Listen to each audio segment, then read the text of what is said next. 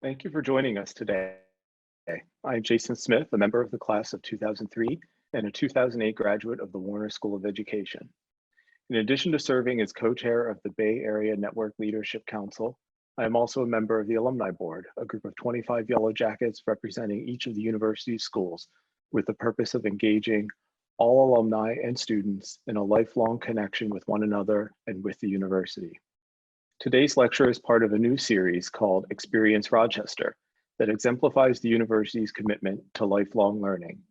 We feature topics and speakers unique to the university. For now, these experiences take place virtually, and eventually we hope you will join us for live in-person events. We have a wide range of registrants joining us for this session, from parents, current students, to alums as far back as the class of 1956.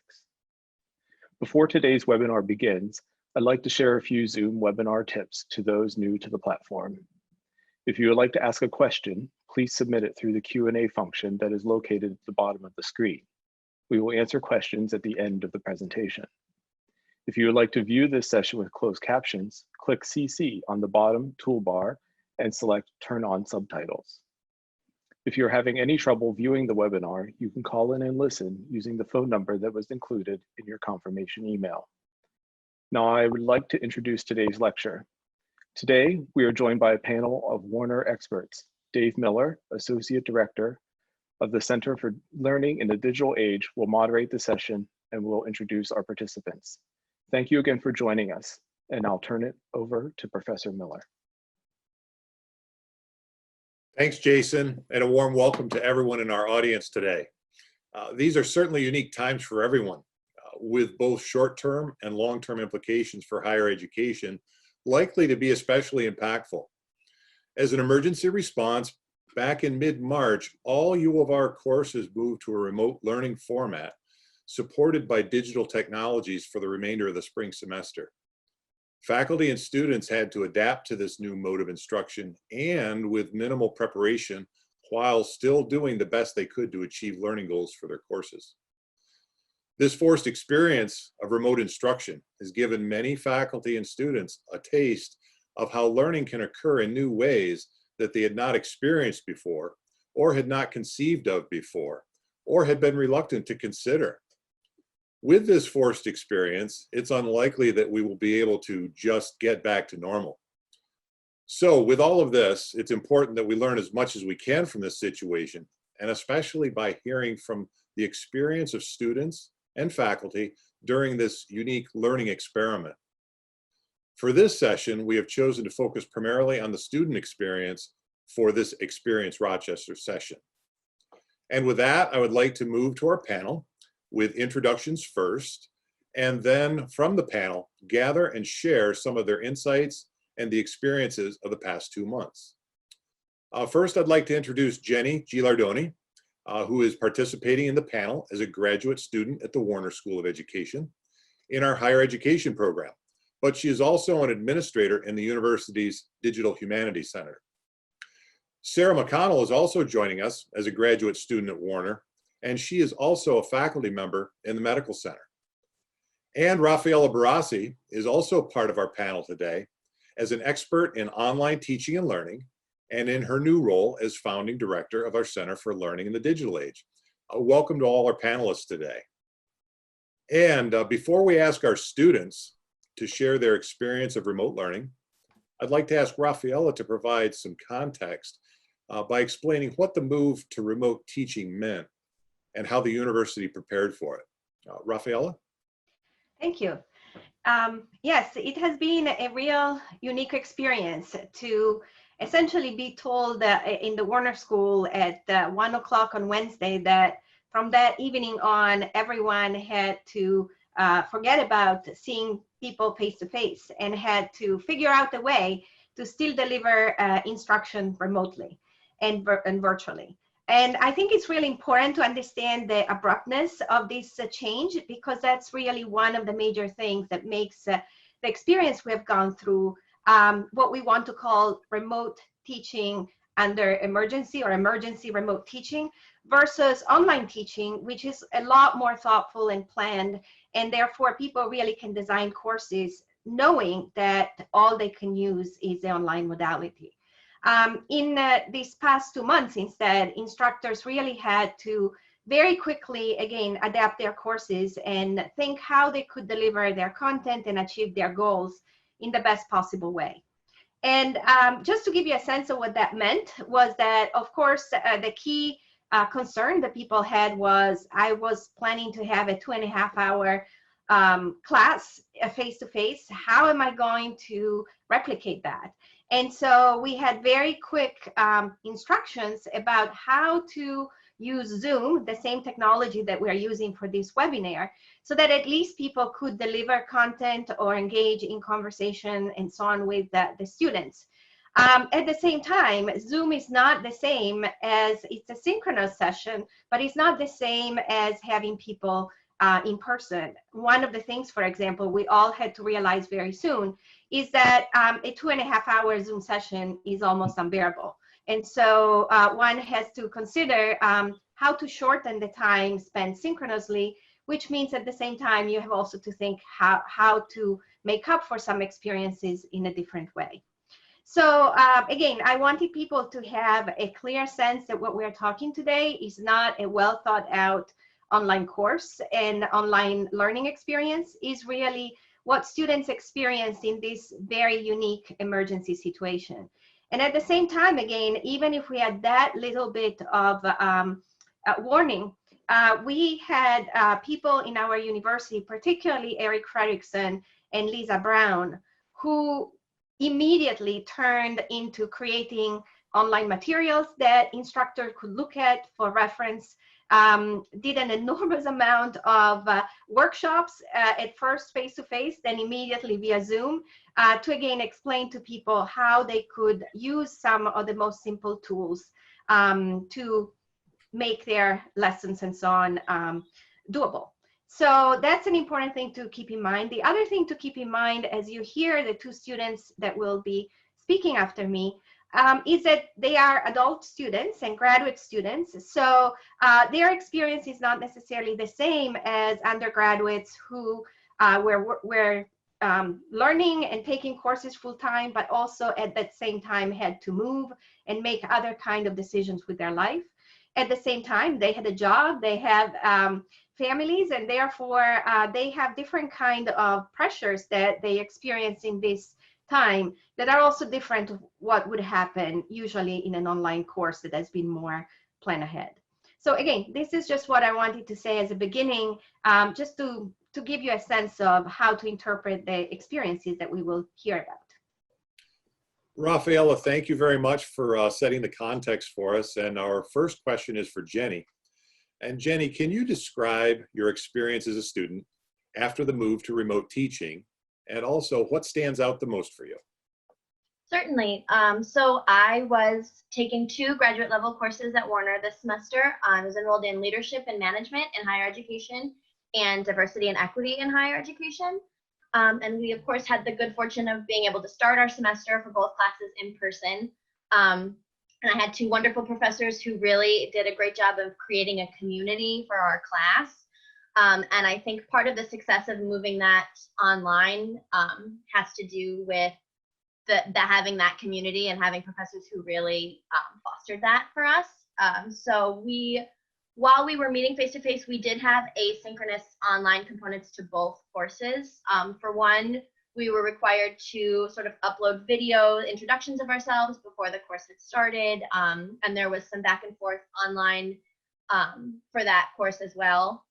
And for another, we were required every week before class to answer discussion questions online to sort of give us a chance to digest the readings and put some thoughts down in writing before we met in class. So those things, we were sort of comfortable already using online platforms before we had to move completely online. So that was great. And overall, what really stood out about the whole experience for me is that, like Raffaella said, it wasn't that we had signed up to take an online course. It was the experience of dealing with the transition amidst the pandemic. And really what I am so thankful for both of my professors is that they really took the time to care about the students as individuals who had families and jobs, and were trying to maintain some semblance of normalcy and balance amidst absolute chaos. And so what they did for us was adjust assignments and adjust deadlines and adjust class times, which really makes a difference. 2.5 hours on Zoom is impossible, especially when you've been in meetings for your job all day. So, and I know that it was a hit for them because they had anticipated that we would be covering so much more and doing so much more. And really they were able to maintain the integrity of the courses, even with shortening it. And I felt like I was still able to get everything out of the course that I wanted and that I could have. And I really just appreciated on a human level having my professors say, like, I'm also struggling through this and this is crazy and we're all just going to manage it together and do the best we can. And also, in a weird way, the pandemic, I feel like, enhanced some of my classes. We were able to do things once we moved online that we weren't planning on doing. Things like having virtual guest speakers come in who wouldn't have been able to join us otherwise. And I had one professor who hosted a Netflix documentary watch party. It was not a film that we were planning to watch in class, but using, the tools that are available and the things that we could do from our own homes really enriched the course for me. And we were also able to incorporate the pandemic into the course material. And I think a lot of that is just the courses that I was in this semester, but we talked so much about what does leadership and management look like in a time of crisis? What does a leader do on Wednesday when they're told tomorrow you have to move online? How can we learn from this, and what do you take away from it? And also for diversity and equity, what are the equity issues associated with moving online, and how do you address those? How could we have done better? How did we succeed? It really made it real. And as someone who hopes to be a higher education practitioner, this is the kind of stuff that you don't necessarily get to study unless it's happening. So I feel like it was a really positive experience. And again, I just credit my professors so much with just doing such an excellent job of seeing us through that. Great, Jenny, that's terrific, and thank you for sharing those insights. There are some questions in the Q&A, and just a quick programming note for our audience. We will circle back to these as we get toward the end of the program, but did want to acknowledge that we are seeing your questions as they come in. And in fact, Jenny, one of those questions will be for you a little bit later on, so thank you. Thanks. And we'd like to move to Sarah now for the same question. So Sarah, I'll repeat it just for convenience. Can you describe your experience as a student after the move to remote teaching, and what stands out the most for you? Yeah, what stands out the most is also what kind of surprises me the most, which is how smooth the whole shift felt to me, at least as a student. From a really nuts and bolts perspective, the tools that we had to work with, Zoom, like we're doing in this meeting now, and Blackboard, our learning management system where we find class resources and post on the discussion board, they really recreated all of the same activities that we had been doing beforehand. We still had our same discussion board. We could still discuss in class, both in small breakout rooms and as an entire class altogether. So the work and the activities and the learning really did not change that much. I'm also kind of impressed we didn't break the internet, that once everybody moved online altogether and everyone's teaching on Zoom altogether, I was a little worried. But I didn't experience any catastrophes there. I didn't actually see any Zoom bombing. I didn't see anything crash. So that all worked really quite well. And if anything, increased the accessibility of a lot of class materials, like office hours, for example. I probably would not attend office hours kinds of things because that's a 20-minute trek across campus and maybe it's cold or something. But if all I have to do is click in from my computer, that becomes much more likely to happen. And then from a social perspective, I was surprised how much we were still able to maintain a sense of community and that same supportive classroom environment that we had established in the first half of the semester. I do wonder how feasible that is if you're starting right from online, and I'm about to find that out because I'm starting my summer course this week as well. And I should have mentioned, I was taking only one course this past spring. That was the leadership and management course with Professor Harris. So Jenny and I were in class together there. but there, yeah, we still kept our same sense of community. People were clearly happy to see each other as we all showed up into Zoom. And it's amazing how good that feels when you're alone all the rest of the time and we're all saying hi to each other and catching up. And then just, props to that supportive classroom environment that Professor Harris was able to establish right off the bat and then continue through in our new online environment. And finally, I was just really impressed how everyone stepped it up as things got awkward and difficult.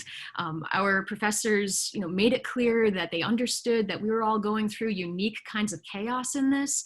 And as Jenny said, they adjusted class durations, they adjusted deadlines, they made sure that we knew that they were supporting us.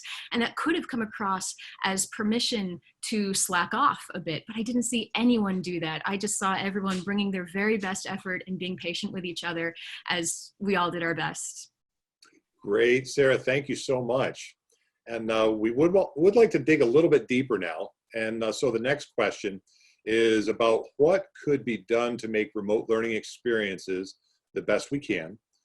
What were the biggest challenges you encountered? And what helped you the most to overcome them? And let's start with Jenny for this one. And just quick recap, Jenny, a little bit deeper dive here. What could be done to make remote learning experiences the best possible? What were the biggest challenges you encountered? And what helped you the most to overcome them?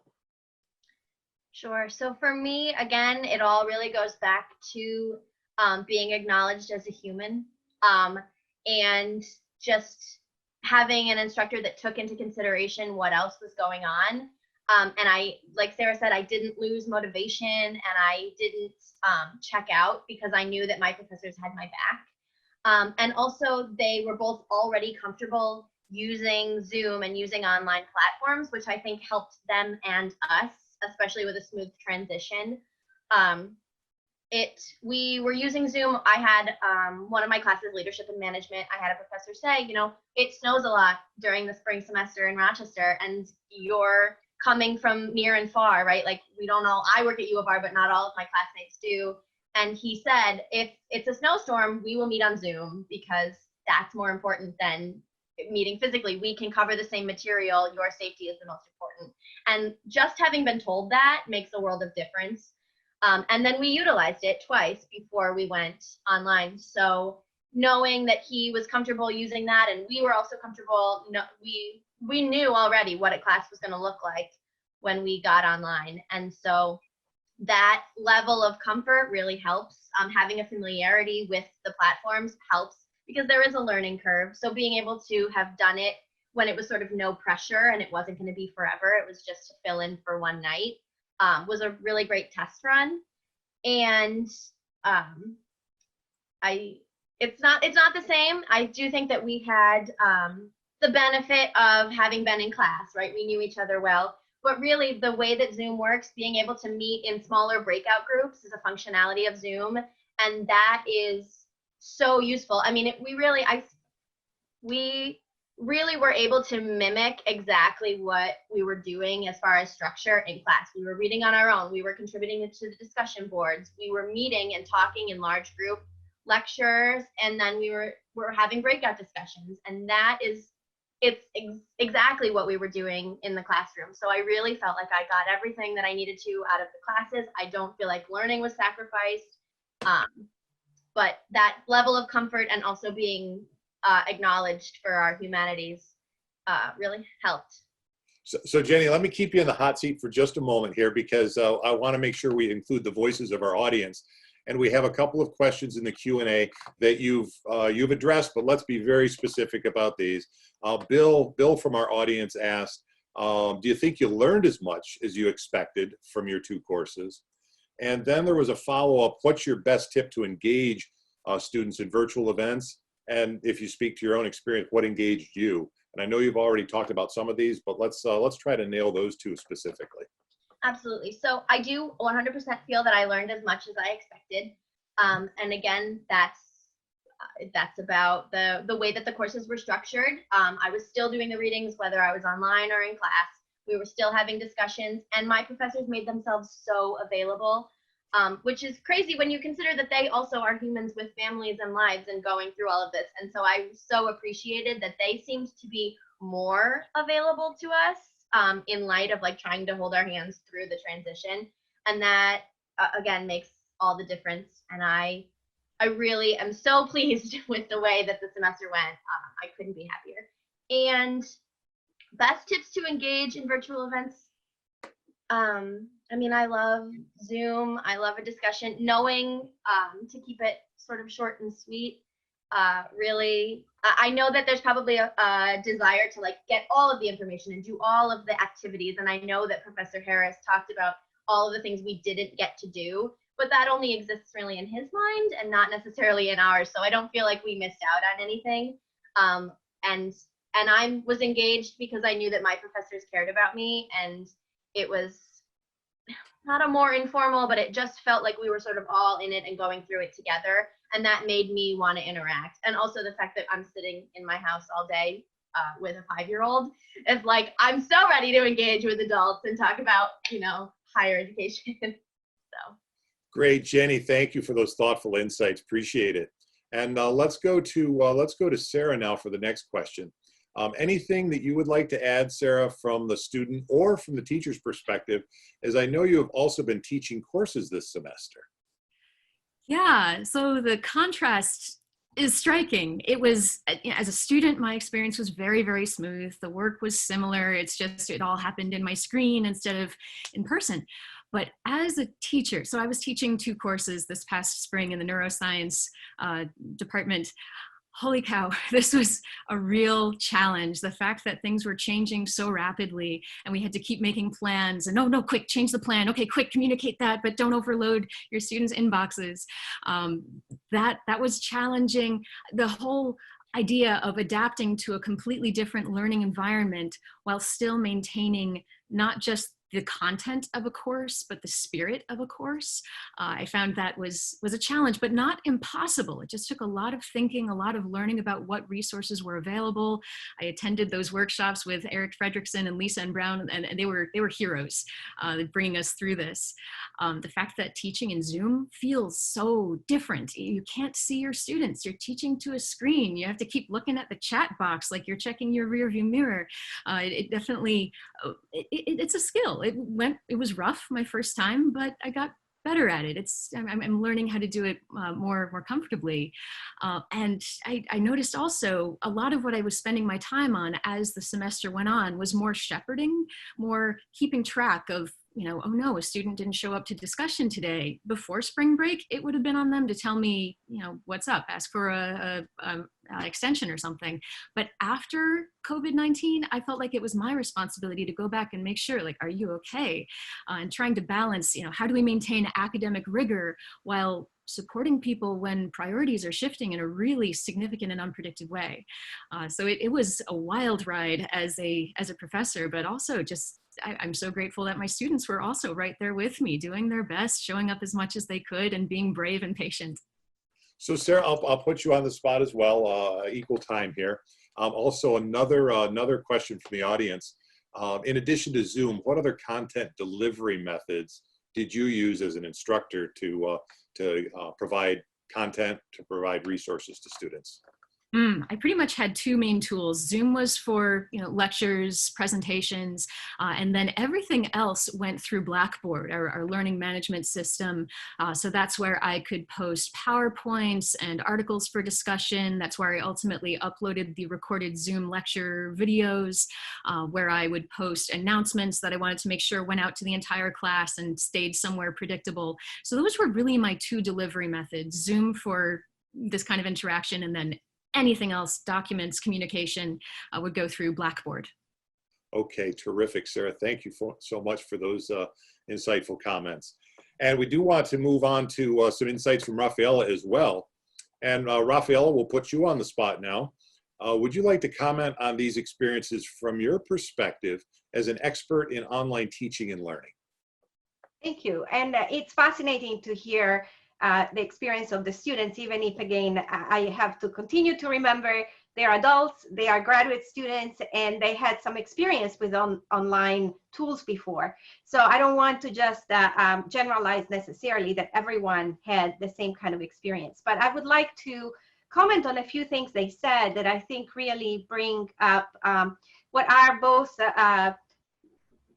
big benefits of online learning and potential challenges and limitations. So one of the things that, though I think both of them said, is they got the same out of the course than what they expected. And that's what we have seen in the literature over and over again, that if the courses are taught well, online courses, even fully online courses, really do achieve the same kind of learning goals. They are not second-class citizens. At the same time, it's even more reassuring to hear it in this situation because, as I said before, they were not just dealing with a well-designed online course, but with the emergency situation and with all the complication that came along with the pandemic. So it's very reassuring to hear that. So I was also listening for what are some of the things that were in place that is important for us to consider as important elements to be there to ensure a similar success. The first thing that both of them said was this, the role of the class community. And certainly it's critical. I mean, the biggest criticism of online learning that we hear is isolation, but that depends on how the course is structured. And if you structure the course with sync sessions that are interactive via Zoom, a discussion board that are ways to do that asynchronously outside of actual meetings, you can have students interact with each other and with the professor as much or sometimes even more than in traditional lecture classes. So it was, again, nice to hear that was their experience as well. Obviously, the instructors had to be able to create those kind of experiences online.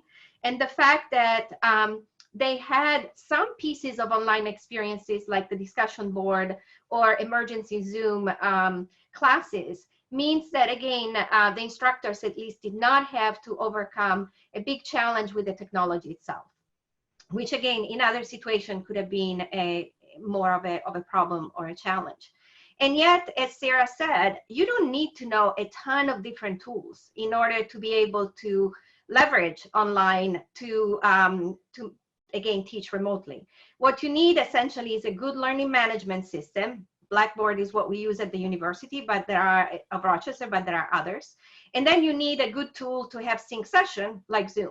And Zoom is even free up to a certain point, or most places can have a license. So we are not talking again of impossible things to achieve, but certainly not that people have again to learn a lot of technology in order to do that. And yet, of course, if you have already experienced it before, then you don't have the big jump and the anxiety that comes with it of having to use it the first time.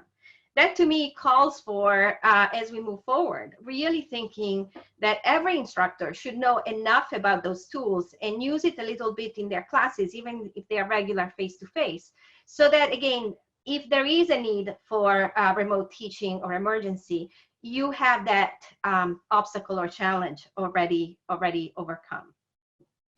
I also thought it was interesting, again, the role of the class community that was established is something that both Jenny and Sarah are wondering if that can happen totally online. And I think I would love to hear their experiences after the summer. But I can say, as an instructor who has taught fully online, there are ways to create the community, and it just requires a different kind of activities and set up at the beginning to do that. And finally, I wanted to comment on the flexibility. And again, that may not be necessarily what is needed in every kind of online course, but when you have a emergency situation like this one, it seemed to be really critical that instructors and students are both adaptable, flexible, and sensitive to each other's needs. And I'm really pleased to know that that's what happened in the courses they experienced. Raffaella, thank you so much, and would like to keep you in the hot seat for just a moment here, because there are a few questions in the Q&A box that relate to specifically to some of your experiences as well. There's one from an undergraduate here at the University of Rochester, and wonders what Warner is doing to extend the experiences, the positive experiences that we've had to help faculty be more prepared in case school is not in session traditionally face-to-face in the fall. And then there's another question that perhaps could relate to that. What's the rule of thumb of estimate how long it takes to convert a traditional face-to-face course into an online course? Okay, so let me talk first about what has been done at the university to try to not only support the immediate move to remote teaching, but also prepare for potential need to teach online in the fall. In fact, probably you know that already, that the summer courses we're offering across the university are all offered only fully online. So there was a need even to prepare instructors for that. As you probably know, again, our Center for Learning in the Digital Age has worked on the preparation of instructors at all levels to be able to use online tools and technologies. And we have developed some advanced certificates and courses to do that. But obviously, that was not something that we could realistically hope to engage all of the faculty at the same time in this kind of situation. So Eric Frederickson, again, and Lisa Brown took those courses and reduced them somewhat to their essentials and offered a series of courses for instructors at the U of R that could be done in a shorter period of time, about 6 weeks. And again, those courses went beyond just how to use Zoom and how to deal with the emergency situation, but really tried to go to explain more what are some best practices of online teaching, how to take your course and turn it into an online course. And those courses are being very well attended across the university. On top of that, though, we also felt it was important to, at least within Warner, to support our faculty by providing some opportunities for one-on-one coaching or debriefing that would allow people to, again, as they are preparing for their course or teaching their course, to come together and discuss with people like me and Dave. And so we organized for some of those, but again, we were able to do it at this point only for the Warner School. And Raffaella, just one more before we open up to all the panelists to field whichever questions are coming from the audience. We're getting a lot of great questions. I know we won't have time for all of them, but there have been a couple of questions from K-12 folks. What are our thoughts about how the lessons learned here might translate to K-12? And some folks are even a little wary about making online more mainstream, but there are probably some lessons learned that may be applicable in the K-12 space as well. So I think it's important to really recognize that there is a big difference between K-12 and universities when it comes to teaching online or taking courses online. Again, when you have adults, you have, sorry, I should go back to, when you do things that are fully online, it requires a lot more independence and monitoring yourself in terms of time management, in terms of how you interact again with the course, the environment, and the other students online. So it's not a surprise that online teaching has been used a lot more for adult learning so far than it has been for K-12. Even in K-12, I would make a big difference between students who are in high school and are, in a sense, again, more mature, more able to monitor themselves. And in fact, in that case, I would even say that given that we cannot exclude a situation like this could happen in the future, and that more and more people are recognizing the value of online courses for developing some specialized skills or things like that, even after high school or university, that we should, in fact, prepare students to be successful online learners. And one good way to do that would be to have them experience taking online courses as K-12 students.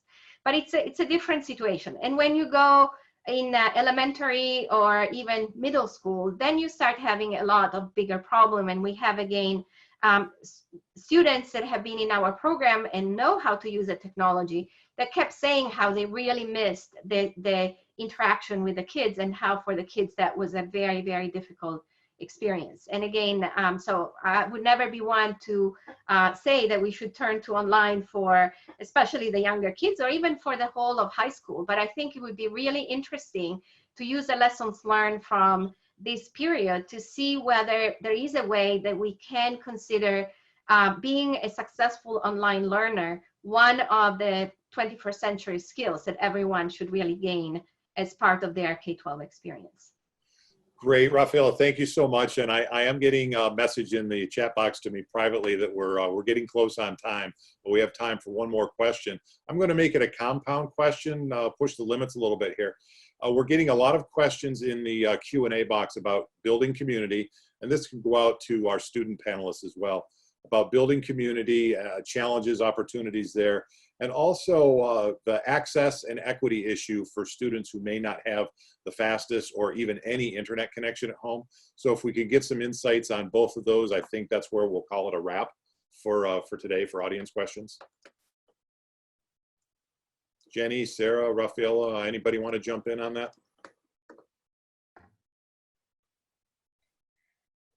I've taken online classes before, and what sticks out to me the most is that there's never been a face-to-face component, whether they were synchronous or asynchronous. And I think what really makes a difference in community is being able to see people and chat with them as if we were in person. And it's interesting that no course I've taken online has ever had that sort of face-to-face component before. And that really, I think, helps to create the community, just being able to see people as opposed to just writing in a message board. That sort of gets overwhelming to read everyone's response to a question. But when we're in a group breakout and we can chat and laugh and interact as we would normally, that really helps. Great, and just because of time, and I know I'm about to be pressured here from comments from our host, and that's great. This has just been a phenomenal conversation. I will put this last question to the whole group to conclude. I'd like each of you to share something very briefly that you have learned from this experience over the past 2 months, and which will impact your future. And Jenny, let's start with you. Then we'll go to Sarah, and then we'll go to Raffaella. My biggest takeaway, I think, is just the role that the professor plays, their flexibility and their willingness to sort of take into account the situation as a whole, and how integral that has been in my success as a student. Great, thanks, Jenny. Sarah? As a student, I've learned not to fear online teaching, even though this wasn't really online education, but still, it can still be powerful. And as a teacher, I think it's prudent to include online components, even if you don't expect to mainly be teaching online. Having a discussion board, every now and then having class by Zoom, means it's easier to transition all the way to those tools if necessary. And it is important to keep revisiting those deep thoughts about what really are my learning objectives, what do I really need to do to achieve them, and that will guide design, whether in person or online.